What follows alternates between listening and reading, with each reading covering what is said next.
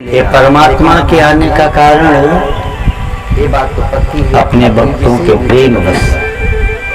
ऐसे ही जैसे जब बहुतों का संकल्प होता है कि प्रभु आप पधारें, वैसे तो भगवान जीवपना जब मिटता है तो शिवपना प्रकट हो जाता है। और जब भगवान आते हैं तो अपने जनों के लिए अभी जीव हैं हम तो छोटे, कुछ भी करने को तैयार हैं।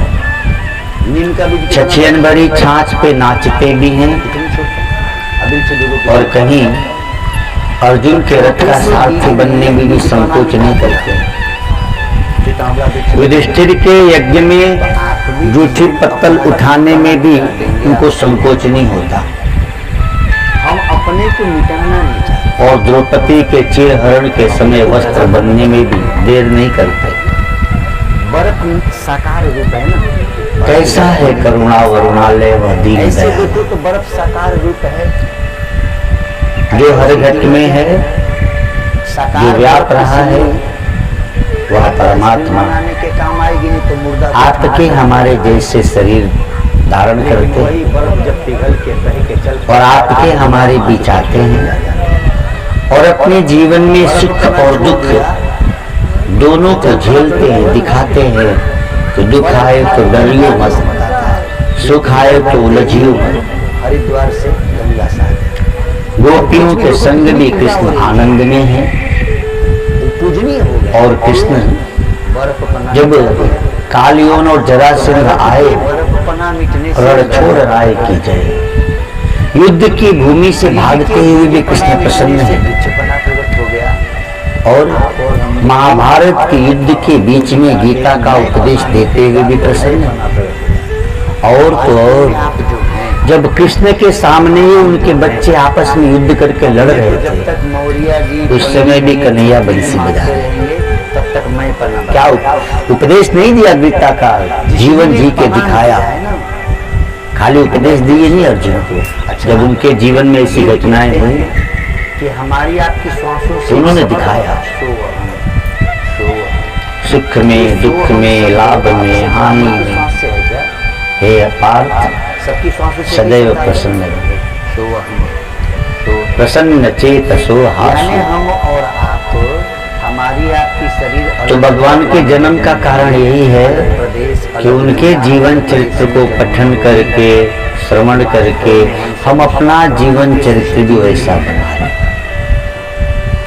उनके जीवन में दुख आए तो भी वो दुख से भगे नहीं, सुख आया तो सुख में उलझे नहीं। लेकिन जो सैटेलाइट आप और हम भी उन्हीं के अंश हैं। उसी से सारे टावर संचालित हो रहे आपके जीवन में भी दुख आए घबराओ नहीं, हैं।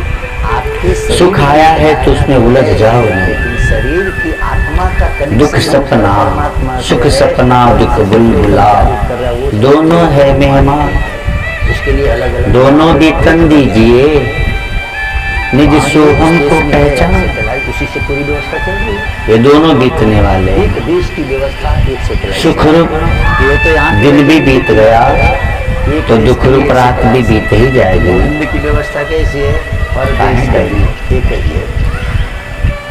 वो कितना जन्म के समय हम रोए हमें याद नहीं है, लेकिन ठान लीजिए कि मरते समय मोह में ऐसे रोएंगे। भगवान को जानने के लिए करना क्या है? मरते समय तो प्रसन्न चित्त होकर उस परमात्मा से मिलेंगे। तो प्रभु जो तुम्हारी आसक्ति तो पावन घड़ियां आई हैं मुझ में लगा दो। कि हम आपसे मिलने हमारी के आपकी आसक्ति कुत्ते योग्य में, बने। पत्नी में, संपत्ति जैसे कोई कैदी जेल से जिस दिन छूटे तो उसके लिए वो दिन शुभ है कि अशुभ है? आसक्ति हटके परमात्मा शुभ है। में लग जाए। तो आप और हम भी संसार के इस जेल में शरीर कैद ही तो है।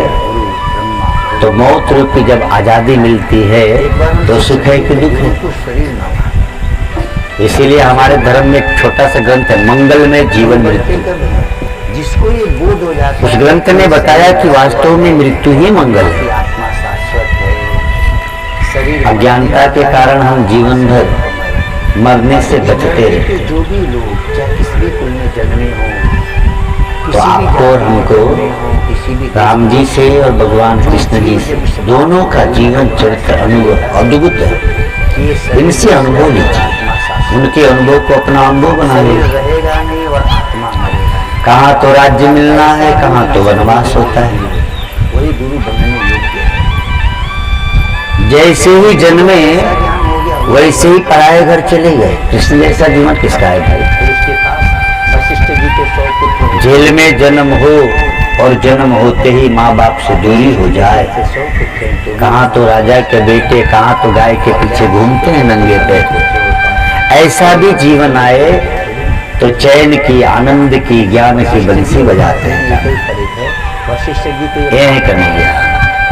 कृष्ण कहते हैं दुख में भी जो प्रसन्न रहता है वही बन गया। को वृक्षों ने उपदेश दिया। गम की अंधेरी रात में न दिल को बेकरार कर, सुबह जरूर आएगी, सुबह का इंतजार। लेते ही जंगल में चलते हैं। तो आप और हम आज भगवान के जन्म उत्सव में बैठे हैं, यानी आवाज लगा आज हम कृष्ण के उन विशेष बातों को जाने। व्यास जी को जब दुख हुआ जीवन देखे गोविंद का, उसे मुंह सदैव प्रसन्न रहे।